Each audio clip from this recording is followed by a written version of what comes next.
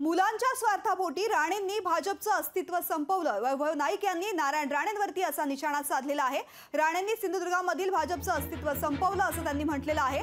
स्वतःच्या स्वार्थासाठी सिंधुदुर्गामध्ये जिल्हा नियोजन मंडळामध्ये झालेल्या अशासकीय सदस्य निवडीमध्ये भाजपचं उरलं सुरलं अस्तित्व केंद्रीय मंत्री नारायण राणे यांनी संपवल्याचा टोला वैभव नाईक यांनी राणेंना लगावला आहे।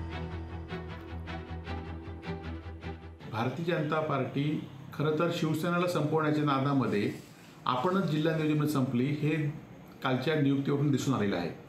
भारतीय जनता पार्टीच्या कार्यकर्त्यांना फक्त 4 पदं आणि इतर शिंदे गट आणि राष्ट्रवादी अजित पवार गटांना मात्र 8 पदं आणि त्यामुळे भाजपचं अस्तित्व ज्याप्रमाणे राणेंनी आपल्या स्वार्थासाठी आपल्या मुलांच्या राजकीय भवितव्यासाठी काँग्रेसमध्ये काँग्रेस या जिल्ह्यात ते संपवले, आपला पक्ष संपवला, तसंच आपल्या दोन्ही मुलांच्या स्वार्थासाठी शिंदे गट आणि राष्ट्रवादी गटाशी एकी साधण्याच्या दृष्टीने आपल्या मुलग्यांना कुठेतरी राजकीय भवितव्यामध्ये ते मदत करतील ह्या हिशोबाने जिल्हा नियोजनमध्ये आज भाजपचं अस्तित्व संपलेलं आहे।